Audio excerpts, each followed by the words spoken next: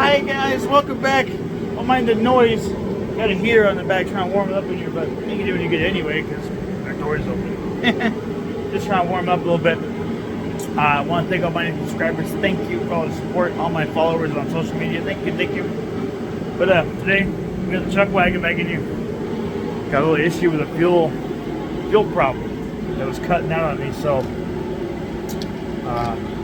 did a fuel pressure test on it. Not good. Not good. That idle's perfect. It's not good. So what we did is we actually I got a fuel filter on the way. I ordered a Molly 350 pump, the inline pump. Actually really good. They said this thing can produce up to 80 psi, which is really cool. So, and it's bolt in, which is really nice.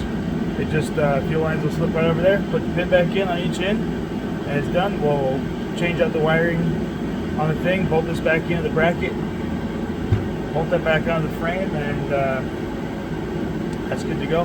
Change out the fuel filter while we're under there as well. That's on its way because it's raining and I didn't really want to go anywhere. So I was just gonna have it delivered. It's nice having a commercial account.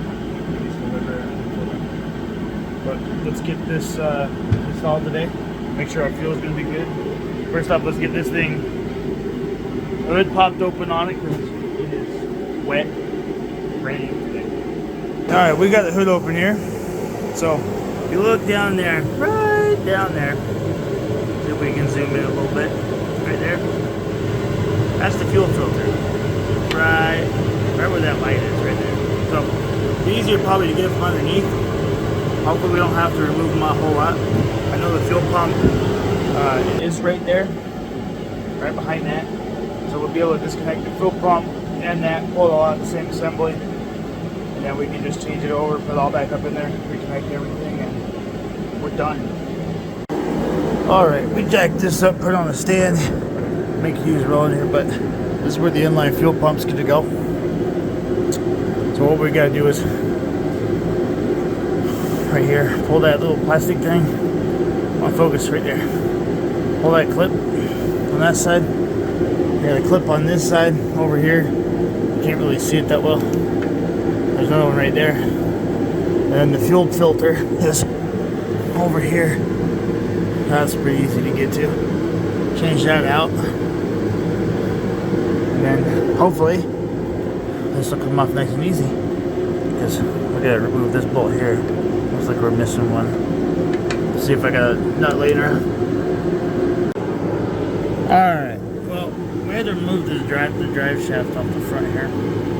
That's pretty zoomed in. Oh, let's back up. There we go. We moved our drive shaft here. Just get a little more room to get in there.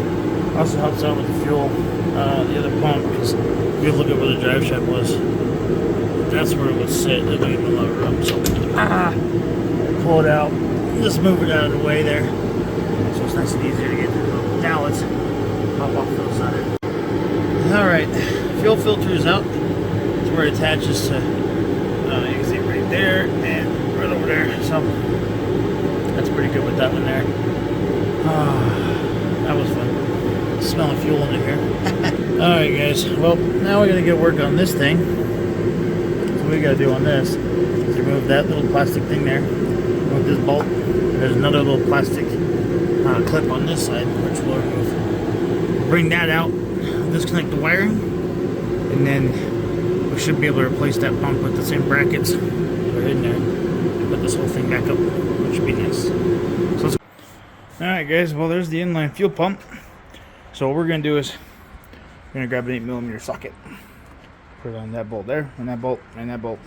Should remove this so the pump can go right back into this housing. I don't know how to do it here with the camera today, but go right back in there, and then we can bolt it back in. Make it nice and simple to re-bolt it back in. Because all the wiring go the same. We just pop this wiring onto the positive negative of the pump. Done. Alright, after getting this out, remove these 3 bolts, pull this assembly here off, and then we'll be able to pull the pump. We'll be able to pull the pump right out of that film, or the foam, and then we'll put the new one that's over the toolbox in there. So, well, I should have filmed that. There's the old pump. Look at all that disgusting stuff in there. And some other things and whatever else. But here's the new one. So basically, after we undo it, this just kind of slides in like this. See? Nice and easy. The wiring is the same as that one because it's the exact same pump. Hookups are just this one's bigger on volume. So hook up the red one, slide that back into the little tab that's in there, the black one for the negative, and it's done. Plug this back in. Now all we gotta do is put this back in this bracket here, which will be entertaining, needless to say. We'll put the 1 bolt in the back there, find a way to compress that down, and put those front 2 bolts in. And this is ready to go back up into the frame rail. Okay, so after we get the bolts back down, back to hear me over the cedar again, it is ready to go in the truck. So let's get this back up in there. These hoses hooked up and the pump fired up and this thing reprimed up, so we are ready. No, I probably should have filmed this, but so we got it up in here. Just fill it back up in here. We push these on, push them on the line, put the pins back in, brand new ones. Came with the pump. Same with this side over here. You can't really see it. Turn the light on. But you can see it right there. Brand new. Got the wiring all hooked back up. Just that plug that's right there. Fire it back in place with the same wiring. Now we just gotta bolt these back up. I did find another bolt on this other side on that, so we can actually make sure it's secured like it's supposed to be. And then, alright, then all done. Let's check, make sure we got no pressure in the lines. Just show you guys. You can't even get in here. That. Nothing. Zip, just a little drip. No pressure. Alright, we got the fuel pressure, or the pumps on. Let's take a look here. Oh shit. That's just touching it. Okay, well, we're gonna let that evaporate a little bit before we fire it up. He's back on the floor. Let's jump in here. I found my key. See how well this goes. Oh, okay. Get the fuel pumps here and start. She's running. Alright guys, well, that's back together, it's running, you can hear it. We're gonna go for a little drive, see if that problem persists, because I didn't show you guys this, but the fuel pressure is sitting at about 45 to 50 depending on where it's at idle. We'll have a lot of clothes. I can bring the gauge in here, so we're gonna go for a little ride, make sure we're good to go.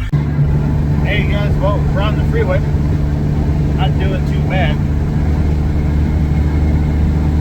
doing about 80 miles an hour.